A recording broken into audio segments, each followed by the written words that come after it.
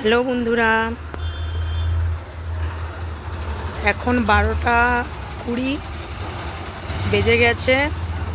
আমি, আমার ভাই আর মিষ্টি, আমরা তিনজন এখন একটু যাব উদবাদার আমার মাসির বাড়ি।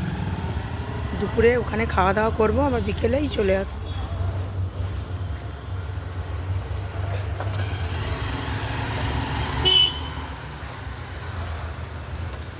এই যে আমাদের মিষ্টি রেডি হয়ে বসে আছে যাওয়ার জন্য, একদম ব্যস্ত হয়ে পড়েছে। কখন যাব। এই যে যাব, আমরা বাইকে যাব, তাড়াতাড়ি চলে যাব। বাসে হলে একটু দেরি হতো, কারণ স্ট্যান্ডে দাঁড়িয়ে থাকতে হতো, ওটা নেই, সেই কারণে একটু দেরি করেই বেরোচ্ছি। খেয়ে দিয়ে আবার চলে আসবো।